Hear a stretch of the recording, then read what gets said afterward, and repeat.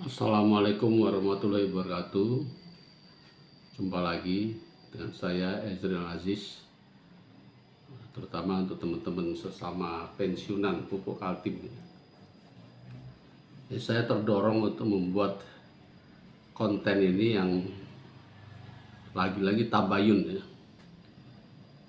Mengingat akhir-akhir ini timbul lagi rumor-rumor yang bernada fitnah ya.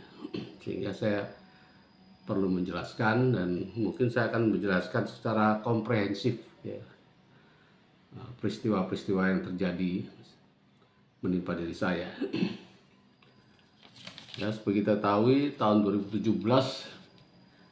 itu ramai hujatan-hujatan terhadap saya selaku pengurus sebelumnya, yang disebabkan karena sosialisasi yang dilakukan oleh pengurus pengganti saya yang menuding bahwa saya lah yang menyebabkan turunnya manfaat pensiun di 2017. Penurunan yang cukup besar. Jadi waktu itu seingat saya komisaris pupuk Kaltim marah sekali terhadap kemurusan saya dan meminta dilakukan audit oleh BPKP.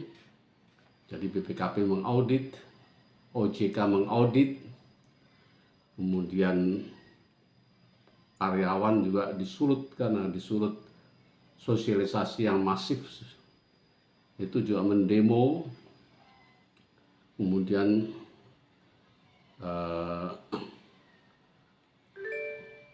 Kejaksaan Agung melakukan penyelidikan dan penyidikan terhadap saya mulai tahun 2017 sampai 2018 akhir, jadi 1 tahun penuh lebih ya, 1 tahun melakukan penyelidikan. Nah, saya ingin mengatakan ya bahwa berdasarkan fakta-fakta laporan keuangan 2016 itu penyebab kerugian bukan karena apa yang ditudingkan kepada saya itu, yaitu turunnya saham, nilai saham ya. 2 saham dan 1 kondotel di Bali itu yang menyebabkan kerugian. Padahal menurut laporan keuangan, kerugian yang terbesar itu disebabkan oleh penjualan saham-saham atau rugi rilis, penjualan saham-saham yang produktif ya. Di tahun 2016 setelah kepengurusan saya berakhir Juni 2016, kemudian Juli, Agustus, September, November itu dilakukan penjualan terhadap saham-saham Dapen Pupuk Kaltim yang menimbulkan kerugian yang sangat besar. Ada di laporan keuangan. Saya heran sekali mengapa OJK, BPKP tidak melihat laporan keuangan. Tentu harusnya kalau diaudit itu siapa yang menyebabkan kerugian itu yang terutama diaudit ya. Tetapi ini auditnya adalah mengapa melakukan pembelian saham, 2 saham itu. Padahal kerugian karena penjualan saham itu netnya itu hanya 16 miliar. Sedang kerugian karena penjualan saham-saham itu netnya 68 miliar. Sedang kerugiannya 100, kerugian pelepasan investasi ya, kerugian karena pelepasan investasi karena menjual itu 134,7 miliar. Ya. Dari tahun ke tahun tidak pernah terjadi kerugian rilis.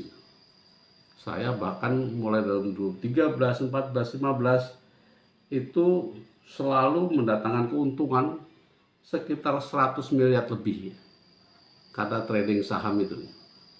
Sehingga total sampai dengan 2015 akhir diperoleh keuntungan rilis 324,8 miliar. Jadi dari tahun ke tahun itu rilis itu selalu untung. Terakhir malah besar sekali. Pendapatan investasi 2015 itu 128,9 miliar.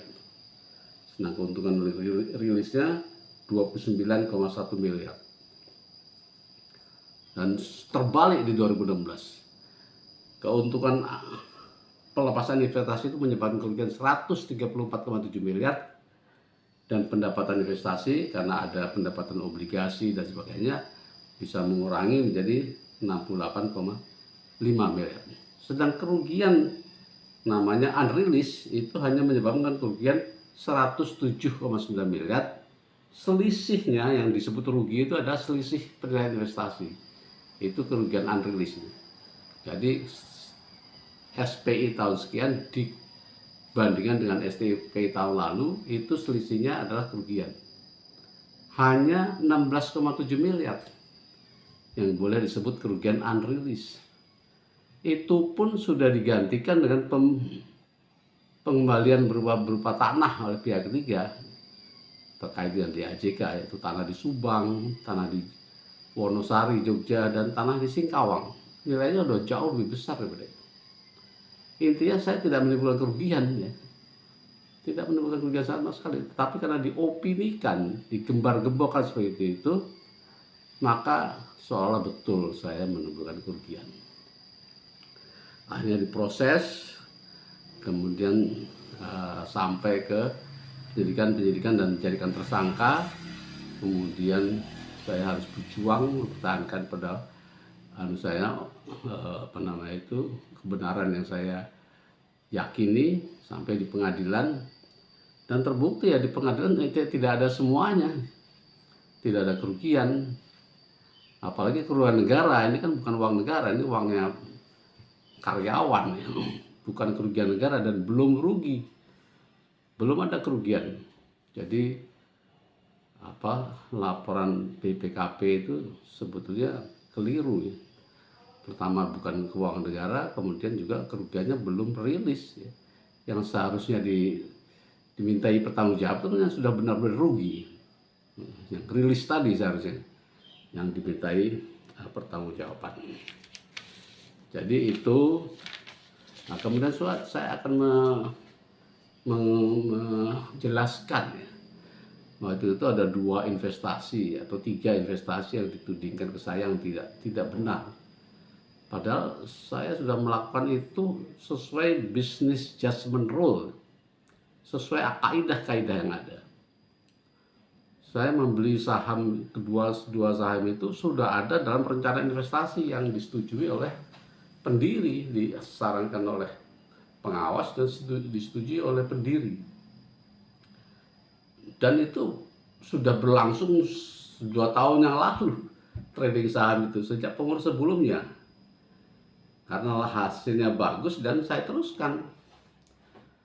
Kemudian memang di awal 2015 itu saya membeli dalam jumlah yang cukup besar, ya. Tapi itu saya lakukan dengan kajian konsultan, karena target pendiri kan tinggi sekali, ya.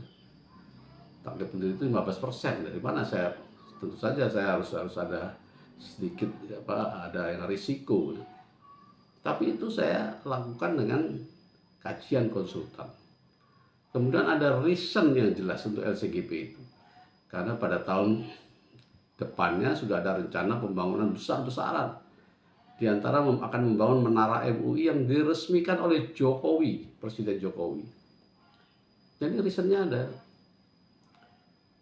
Kemudian saya masih melengkapinya dengan mitigasi. Mitigasi apa? Perjanjian buyback, pembelian kembali oleh pihak ketiga. Jadi untuk keamanan saya tidak membeli langsung di bursa, saya melalui pihak ketiga yang selama ini memang seperti itu, dan setelah mendapatkan keuntungan kurang lebih selama ini sudah mendapatkan keuntungan 50 miliar. Dan pihak ketiga telah menandatangani perjanjian bahwa akan membeli kembali saham saya yang saya beli tadi. Jadi sudah kehati-hatian sudah ada, alasan sudah ada, kemudian sudah ada dalam RIT, dan secara pembukuan kerugiannya kecil sekali karena diimbangi dengan yang lain, ya. Bandingan dengan penjualan saham-saham itu yang rilis tadi, itu pengurus melakukan itu karena dia membreak perjanjian saya dengan Jiwasraya. Jadi ketika berubah program, kita harus menyerahkan dana untuk karyawan sudah pensiun ini diserahkan ke Jiwasraya, besar sekali, 825 miliar. Nah, cash kita tidak cukup karena banyak investasi kita tanah dan bangunan. Oleh karena itu saya minta pembayaran itu dijadwalkan 3 kali pembayaran. Itu setelah dilakukan kajian yang detail, kajian cash flow. Ya. Cash flow kita tuh harus bisa mencukupi sampai seluruh pensiunan itu pensiun semua, peserta itu pensiunan semua. Kajian itu sampai tahun 2042 ya, dilakukan ya. Bahkan saya menego mungkin ini akan diperpanjang karena saya tidak tahu ada masalah RCGP waktu itu yang saya perkirakan memakan waktu. Tapi itu di-break oleh pengurus pengganti saya dan dilunasi. Akibatnya apa? Rugi dengan sangat besar dan kehabisan cash flow. Kemudian juga ruginya bukan hanya saat itu, ke depan juga terus merugi karena kita tidak punya lagi saham-saham yang bisa menghasilkan keuntungan. Nah, selama ini yang menghasilkan keuntungan saham diantaranya yang paling besar kontribusinya terhadap laba dapat Kaltim adalah dari jual beli trading saham. Saham itu ditradingkan tiap hari. Ya. Tiap hari kita menghasilkan keuntungan. Oleh karena itu dalam 3 tahun saya bisa mengumpulkan 324 miliar cash dari rilis. Jadi itu yang pertama bukan saya yang menyebabkan ya. Kerugiannya kecil sekali dari saham-saham itu.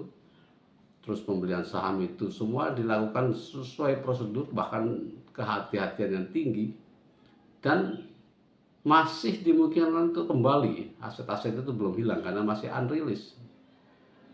Meskipun kedua saham itu yang satu sudah pilot, yang satu di suspend, tetapi dia masih ada perusahaannya dan janji untuk buyback itu masih bisa dikejar, harusnya bisa dikejar. Bahkan di pengadilan yang bersangkutan sudah menyerahkan aset berupa tambang 96 miliar nilainya. Tapi realisasinya tidak dikejar, tidak ada realisasinya, belum ada. Saya selalu menanyakan itu ya, kenapa kok tidak dituntut ya, seharusnya dituntut itu. Jadi itu. Kemudian aneh sekali ya, timbul rumor ketika saya bebas itu bahwa kebebasan saya itu dikawal. Nah, saya perlu menjelaskan itu tentang rumor ini. Saya ketika proses hukum ya, saya tidak menggunakan lawyer Pupuk Kaltim. Saya menggunakan lawyer saya sendiri dan saya bayar dengan uang saya sendiri. Saksi ahli pun saya bayar dengan uang saya sendiri. Tidak ada perkataan untuk mengawal saya, tidak ada. Dan saya melihat pengurus dan menginginkan saya bersalah sebetulnya untuk membuktikan bahwa ini benar ya. Bahwa sosialisasi yang dilakukan selama itu benar. Kemudian saya dituntut 8 tahun. Jadi dari mana mengawalnya? Tidak pernah ada perkataan untuk itu sama sekali. Kemudian ada satu lagi rumor yang beredar, yaitu bahwa saya telah menyebabkan Pupuk Kaltim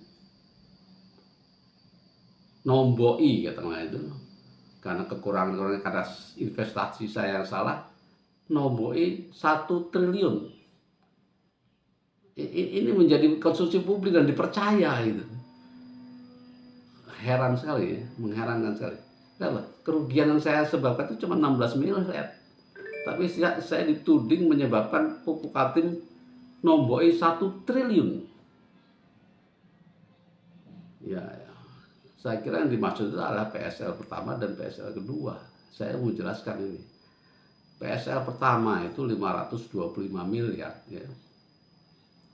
Itu dilakukan oleh Pupuk Kaltim terutama menurut aktuaris untuk membayar kenaikan manfaat pensiun yang 150.000 per tahun. Jadi pengurus sebelum saya membuat kebijakan yang baik ya, baik untuk pensiunan, itu akan menambah manfaat pensiun setiap tahun 150.000 kenaikannya. Kelihatannya kecil ya. Pada saat sebelum pengurusan sebelum saya, itu hanya dibiayakan ya. Mungkin biayanya cuma 300 juta aja karena yang pensiunan baru berapa orang ya, baru nggak ada 100 gitu. Tapi waktu saya biayanya sudah 7 miliar. Karena itu tidak dicadangkan dalam aktuaria, dalam perhitungan aktuaria, maka ketika berubah program iuran pasti harus ditambahkan biaya itu. Sampai seluruh pensiunan itu pensiun.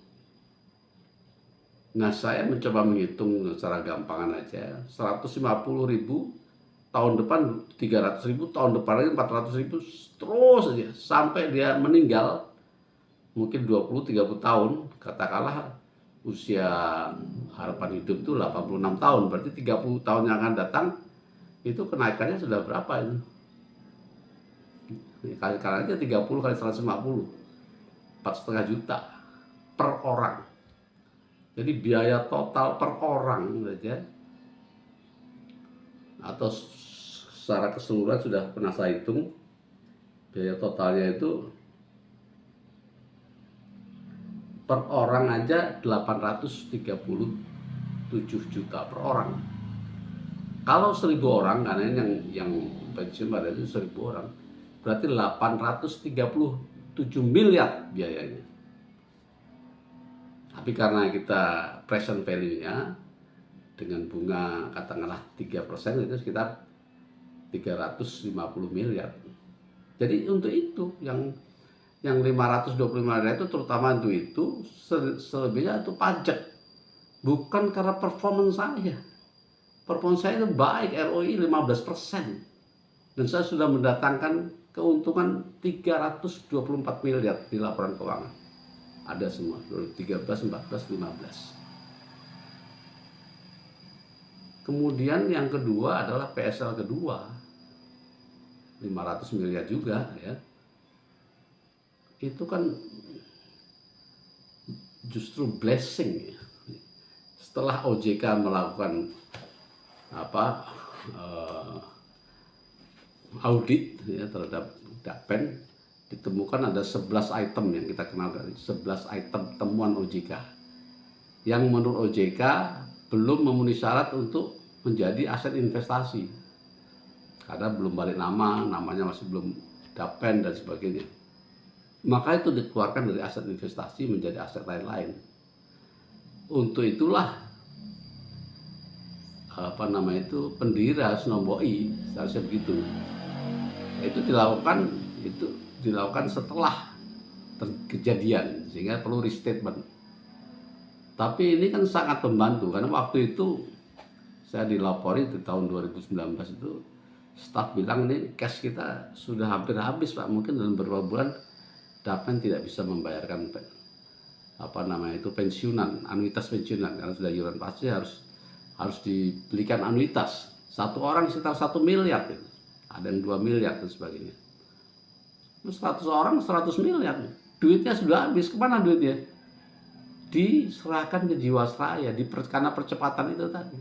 Ada 400 miliar dana diserahkan ke Jiwasraya dengan menjual rugi saham-saham blue chip.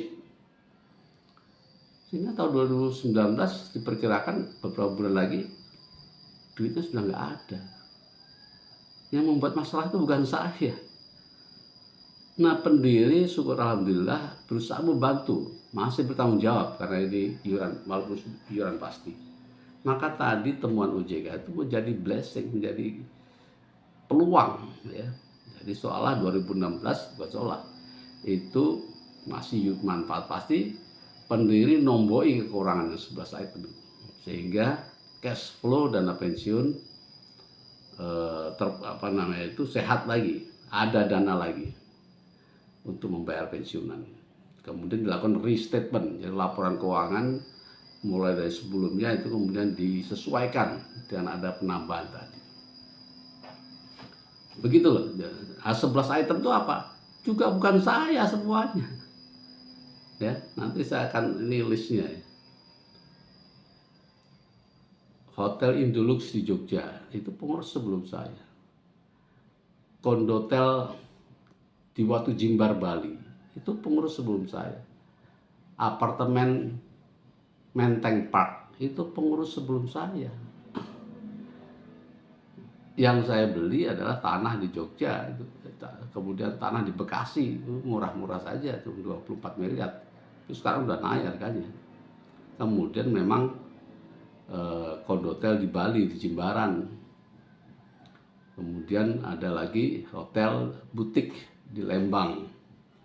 Jadi tidak semuanya. Nanti saya beberkan ada berapa nilai-nilainya ya. Kemudian ada info lagi yang mengatakan bahwa di zaman saya itu ada 48 apartemen atau kondotel bodong katanya. Ya, saya perlu menjelaskan. Yang pertama, yang paling fenomenal memang yang membuat menyeret saya itu adalah pembelian saya di kondotel Jimbaran Bali 30 unit. Nilainya 15 miliar saja. Tapi itu saya beli ya dengan kajian, kemudian sudah dilihat, semuanya melihat, pengawas juga ikut ke sana, nginep di sana, dilihat tempatnya bagus, kemudian strategis, dekat dengan GWK, dekat dengan Pantai Pandawa, ramai, ya, occupancy rate itu rata-rata 90%. Dan ada buyback juga, ada pengambilan kembali. Jadi aman dan menguntungkan. Itu dibeli, ya, bukan tiba-tiba, bukan tanpa dasar. Ya. Nah memang setelah itu di tahun 2018 misalnya, hotel itu atau kondotel itu dipilotkan, yaitu menurut saya di luar prediksi kita. Siapa yang menyangka itu yang bagus mentereng ini bisa dipilotkan. Tapi ternyata pilot itu adalah pilot rekayasa, karena masanya dengan hutang 700 juta bisa mempilotkan kondotel yang nilainya ratusan miliar. Dan yang mempilotkan itu sekarang sudah dituntut balik dan sudah bersalah dan masuk penjara. Jadi sekarang tinggal pemilik awal itu melakukan PK dan unit itu akan kembali lagi, insya Allah akan kembali. Jadi tidak bodong sama sekali. Kemudian ada 14 item Indolux di Jogja. Itu juga tidak bodong, dan itu bukan saya yang beli, pengurus sebelum saya. Itu semua orang tahu hotel tempatnya strategis di Tentara Pelajar Jogja. Nyaman, banyak sudah pernah nginep di situ, menghasilkan juga. Tiba-tiba digugat karena dulu membelinya melalui agen, ya, pengurus sebelum saya, dan agen itu lari. Padahal infonya itu sudah PBJB, sudah AJB bahkan. Kemudian digugat di pengadilan. Nah, ketika yang mempertahankan gugatan itu pengurus pengganti saya, itu kalah di pengadilan. Bayangkan itu dengan legalitas yang sekuat itu kok bisa kalah. Nah, mudah-mudahan nanti bisa di PK lagi ya, karena itu hak kita. Nah, yang lain memang di Lembang ada 3 unit yang saya beli memang. Pilot juga. Tapi sebetulnya saya beli 6 dan 3 itu sudah laku. Jadi proses bisnisnya itu sudah jalan, sudah laku, dibeli oleh developernya. Yang 3 ini dipertahankan, kata direktur investasi saya, karena lokasinya bagus Pak, di dekat kolam. Tunggu aja nanti baru kita jual setelah harganya dapat untung yang lebih besar. Jadi sudah ada keuntungan. Jadi kerugiannya tidak sampai segitu, sudah dikurangi keuntungannya. Nah kalau itu dipermasalahkan ya monggo lah, tapi apalah artinya itu dibandingkan dengan keuntungan yang saya peroleh. Saya menanamkan saham di rumah sakit 8 miliar. Sekarang nilainya sudah 20 miliar. Di dalam bisnis kan ada yang rugi, ada yang untung. Tentu kan kita akan hitung balance yang kita untung. Jadi itu mudah-mudahan bisa jadi pemahaman kita bersama ya. Kemudian ada yang bertanya, apakah dalam saya setelah itu kan mengupayakan pengembalian aset-aset 11 item itu. Karena ketika PKT membayarkan penggantian aset-aset itu, kemudian aset-aset itu diakui atau dikeluarkan dari aset dana pensiun, ya. Dikeluarkan dari aset lain-lain dana pensiun dan diakui menjadi aset pupuk Kaltim. Nah ini sebetulnya melanggar aturan, melanggar undang-undang ya. Past service liability itu tidak boleh menyebabkan aset-aset itu berpindah. Dan ada undang-undang terbaru yang melarang pensiun pemberi kerja mengembalikan aset ke pendiri, itu tidak boleh. Karena yang dilakukan adalah menomboki, menambahkan. Kemudian saya juga melihat bahwa pengembalian aset itu kembali itu bukan berarti kita dapat rezeki nomplok, tapi itu untuk menggantikan kerugian yang disebabkan oleh penjualan saham-saham itu dan opportunity-nya, termasuk penjualan KPI ya. Penjualan KPI itu dibanding harga pasar itu ruginya 100 miliar lebih, sehingga total kerugian ditambah opportunity loss-nya itu 500 miliar juga, sehingga pembelian PSL tadi bermakna itu secara rasionalnya. Ya, saya mohon doa teman-teman supaya upaya untuk mengembalikan aset-aset ini, termasuk aset-aset yang masih disita oleh Kejaksaan Agung, mudah-mudahan bisa kembali ke kita semua dan bisa menyelesaikan banyak persoalan di luar persoalan Jiwasraya ya. Karena Jiwasraya itu sedang diupayakan oleh P3KT, sudah ada PET-nya sendiri. PET-nya adalah surat dari Menteri BUMN yang mengatakan bahwa Direktur CEO BUMN dihimbau untuk membantu dana pensiun ya, untuk mendukung restrukturisasi dengan membantu dana pensiun dengan tidak diperhitungkan KPI-nya. Kalau itu membuat rugi perusahaan itu tidak diperhitungkan. Itu ada suratnya, surat edarannya. Mudah-mudahan masalah Jiwasraya yang restrukturisasi itu menimbulkan kerugian pensiunan semua sehingga tidak bisa seumur hidup, itu bisa terselesaikan. Nah, kalau yang aset-aset ini adalah terutama untuk mengganti kerugian yang lalu, dan juga bagi teman-teman yang belum pensiun dia bisa menomboi penurunan manfaat di waktu-waktu yang akan datang. Jadi teman-teman kalau nanti ada yang kurang jelas ya bisa menghubungi saya. Kemudian kalau ada rumor-rumor yang tidak benar terkait hal tadi atau yang lain lagi, misalnya di 1T terus itu bodong dan sebagainya, tolong klarifikasi ke saya dan mungkin infonya dari mana gitu ya. Misalnya kalau itu membuat saya pencemaran nama baik atau apa, saya bisa mempunyai dasar untuk melakukan proses-proses lanjutannya, termasuk jalur hukum kalau diperlukan ya. Mungkin itu saja teman-teman, mudah-mudahan ini bisa memberi pencerahan, penjelasan, dan mudah-mudahan dana pensiun kita dan semua bisa berjalan dengan baik ke depannya untuk kesejahteraan kita bersama. Terima kasih. Assalamualaikum warahmatullahi wabarakatuh.